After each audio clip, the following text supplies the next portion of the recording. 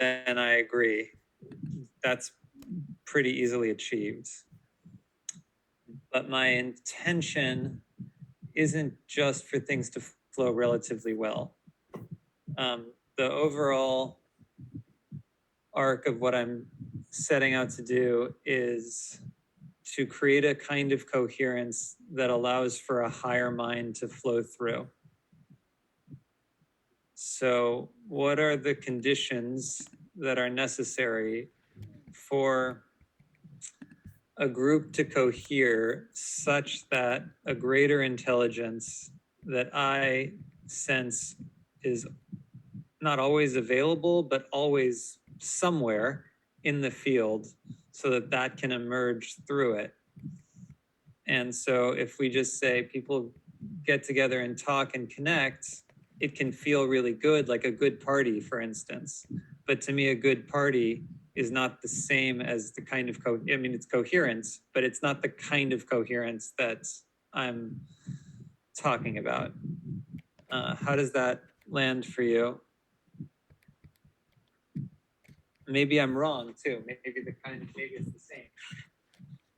Yeah, I definitely hear what you're saying, and I think that is what you're aiming for is a bit of a rare thing in my experience. And I think I touched on this briefly last time. I feel like, to me, what's required is that first, like, group coherence to happen, and then for it to additionally be a space where everybody feels safe to share their true selves. And that it's just a theory right now that I think that might help with the collective intelligence emerging. But that's just a theory right now. So happy to see. I want to name something subtle happening in me because I intuit that you in particular can handle it.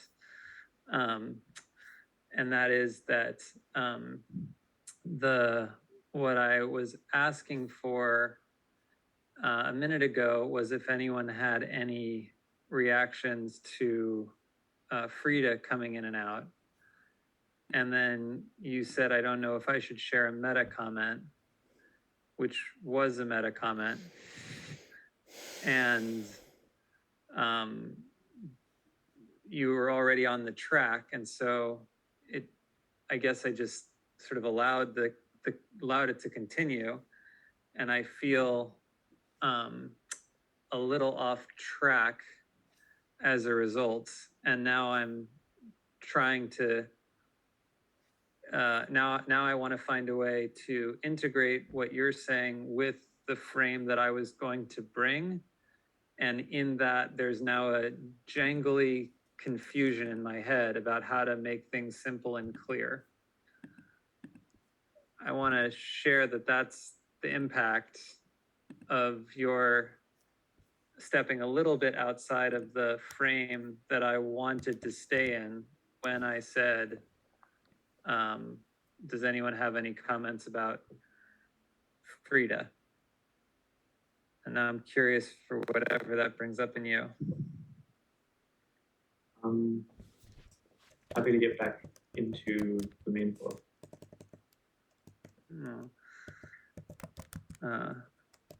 Thank you, but I didn't.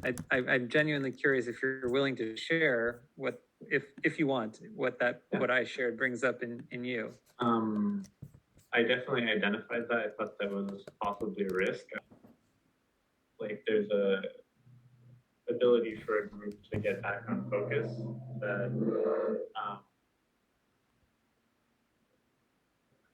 it's like a strategic, it's like, okay, let's just move on kind of thing, which I'm willing to do right now. So I feel heard. I thank you for sharing how you felt, and I'm happy to go back. Okay. Well,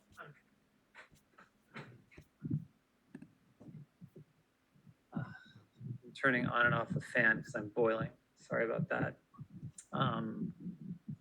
Appreciate that. And I'll just, I'm taking you off the spot, Ben, and returning the focus to me. I'll just say, keeping the focus on me, that I feel the subtle ripples too of that tension that we just had. And maybe that speaks a bit to the different ways we've been talking about coherence so far, where there is a kind of coherence where things just get along and flow, and they seem to work. And that can happen in a very surfacey way and feels good. And then there's a deeper kind of coherence that I'm looking for that might arise ultimately through the kind of coherence Ben is alluding to, but might not, in my perspective, and integrates all of these subtle things, that the subtle things that are happening are really relevant. One of the paradoxes of working with these subtle energies in talking about group coherence is that often they are so subtle that some people don't notice them or care about them and then become disconnected as a result of working with them.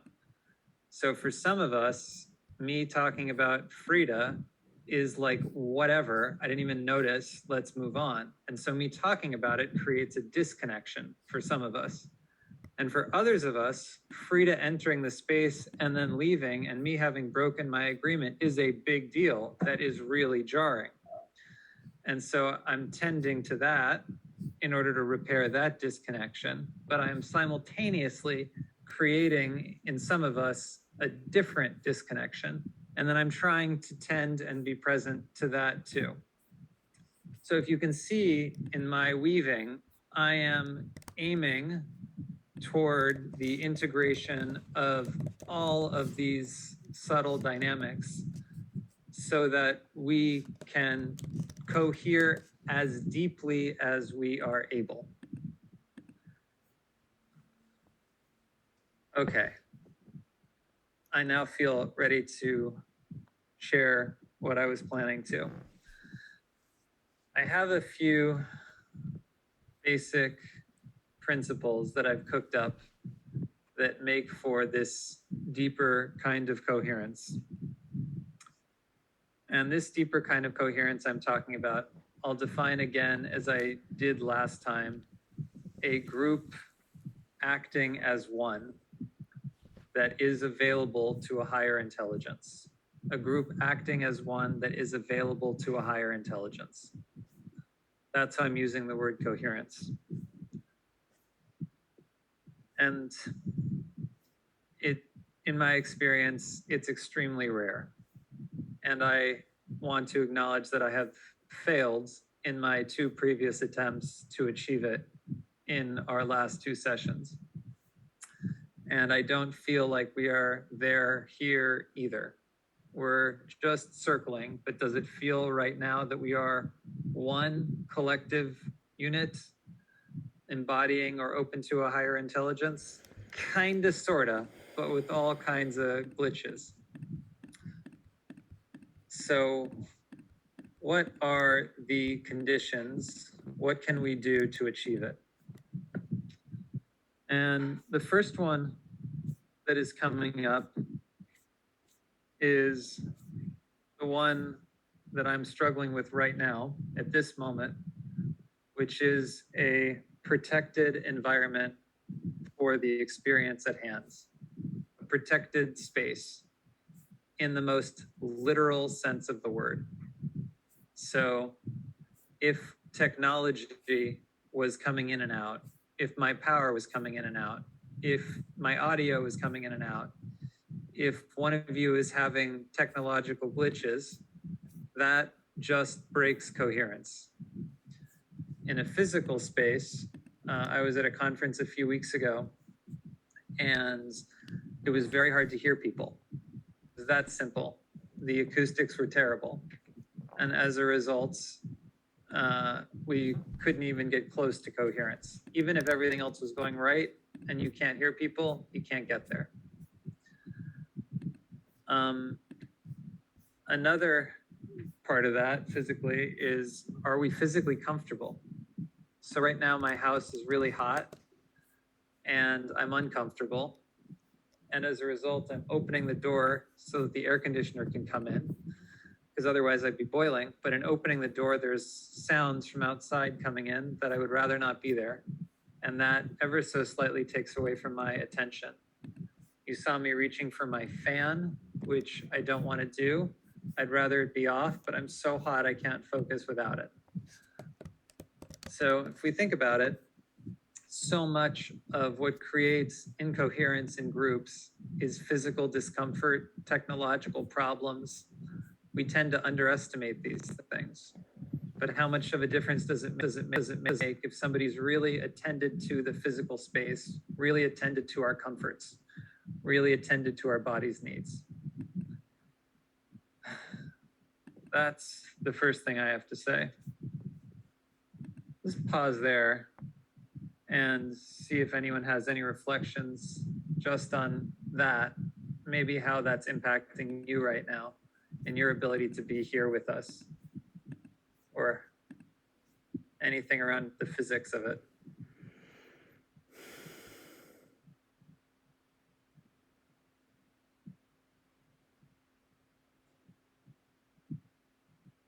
If not, that's cool too. All right. A second. Oh. I think, just the comment that I think sometimes it's hard to get cohesiveness online. I just think it's really difficult. I can only go from my experience of sitting with groups where we'll ground and center and call in energy, or just ground and center. And then the whole space is filled with this energy. And I have a hard time getting that sometimes online. Sometimes it'll come through, but so just saying that I think it's a hard audience sometimes. Why do you think it's so hard online? Well, for me, it's that there's no physical energy there.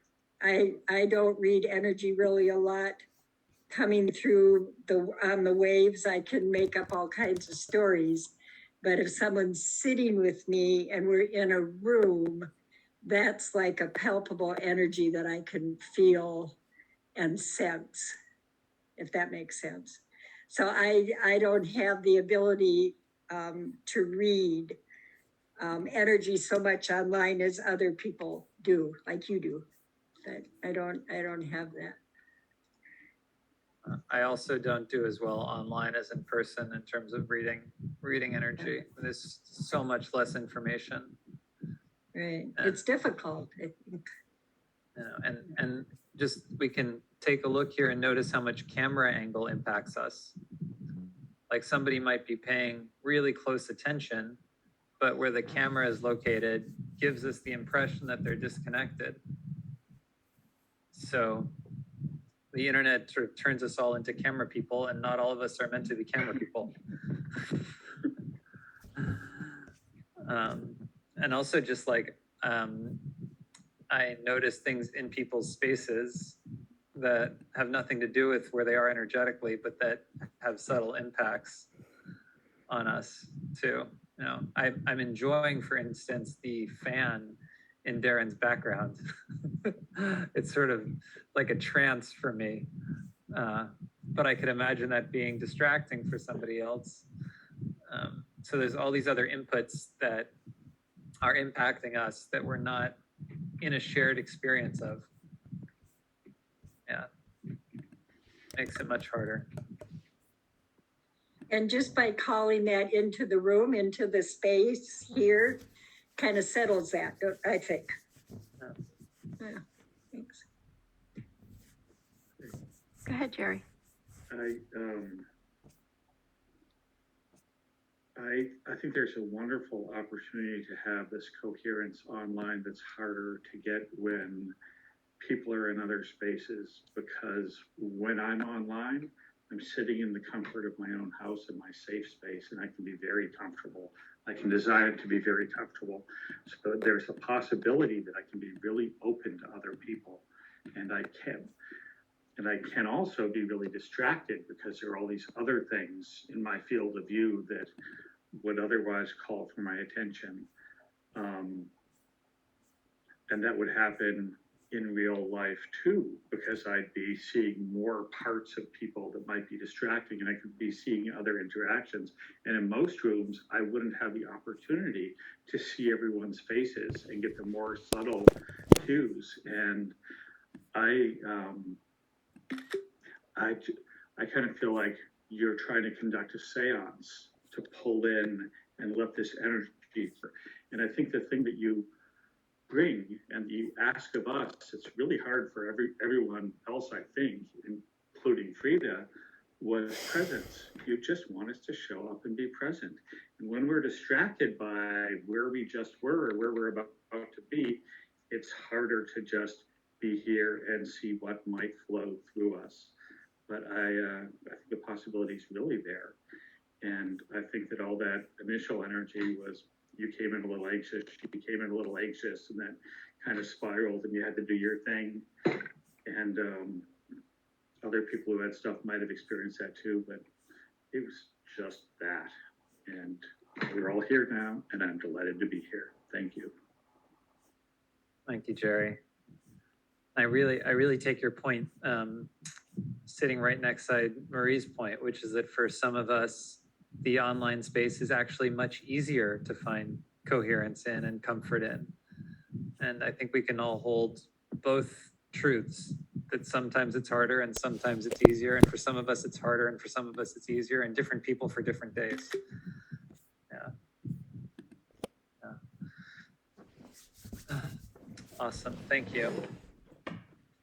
I just want to name that I feel really good about just what we've been able to explore so far, just in this physical question. Another major requirements for coherence is a shared understanding and a true acceptance of the ground rules. A shared understanding and a true acceptance of the ground rules. So the first part is that we need to understand them. Nothing is more disorienting than entering into a space or a room or a board game where you don't know what the rules are and nobody is willing to tell you. It's impossible to cohere with a group when you enter into such a space.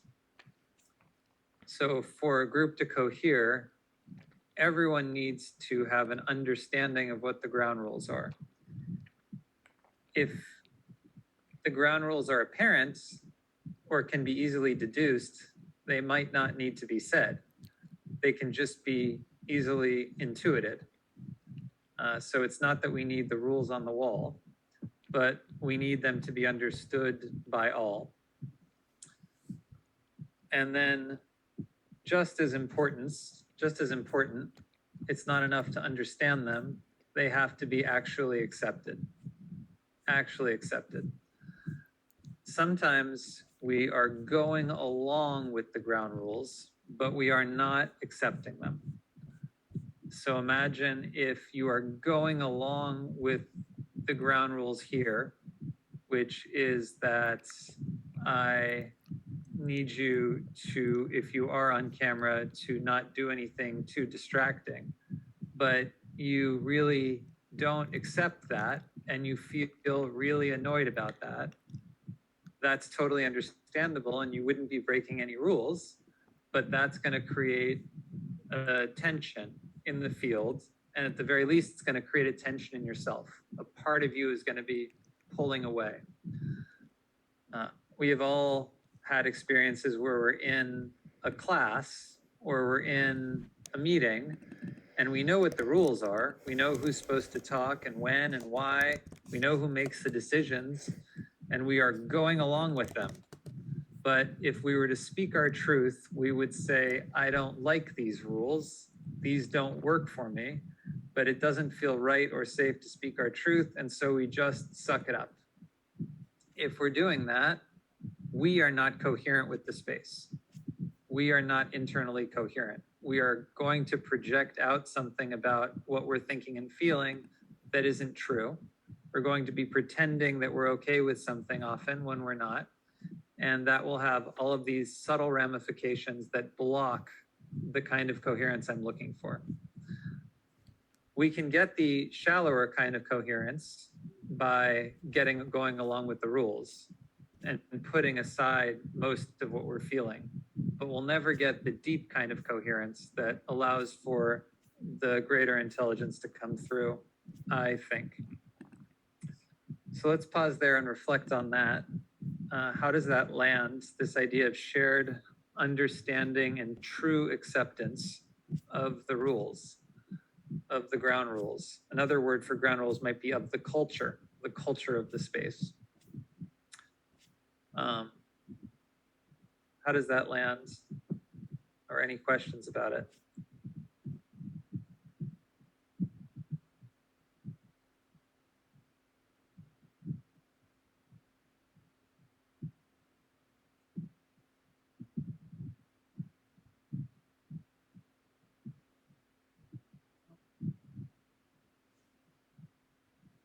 Cool.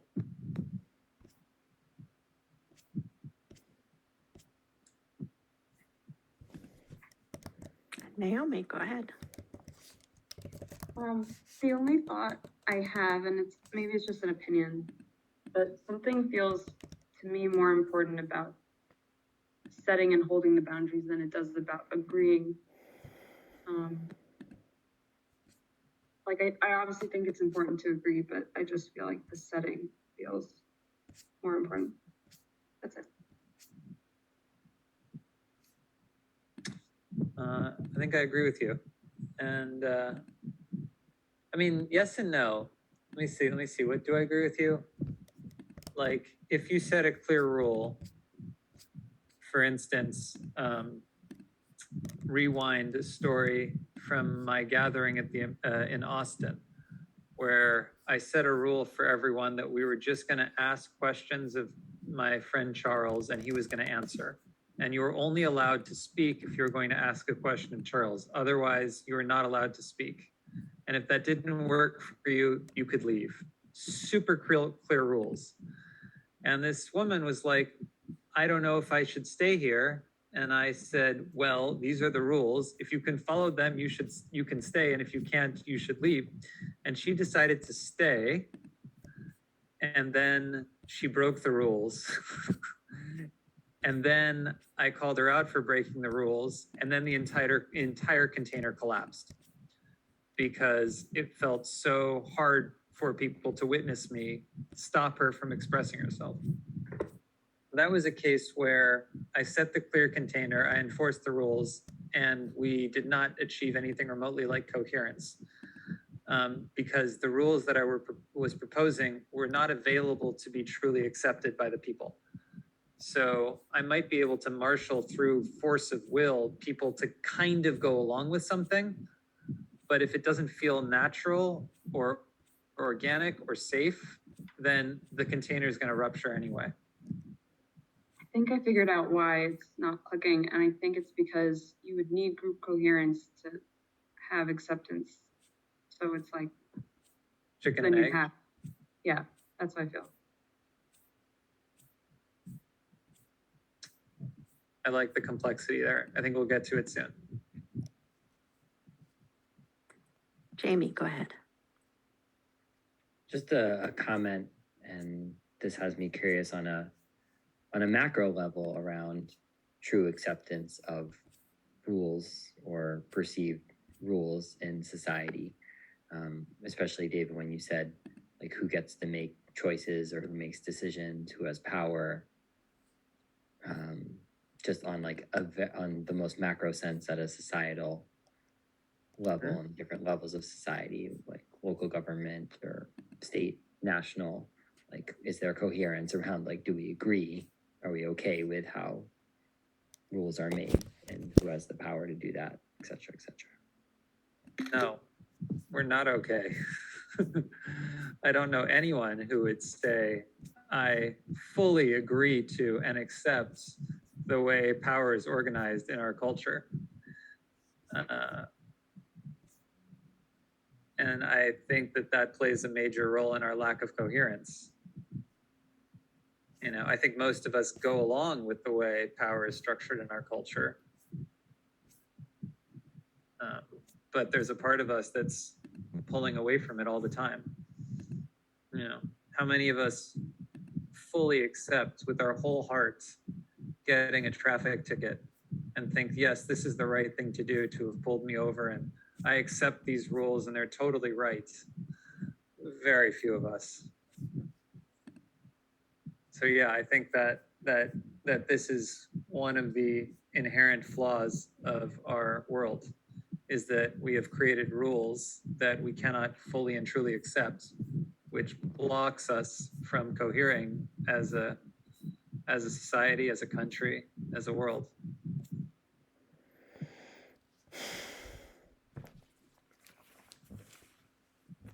Ben,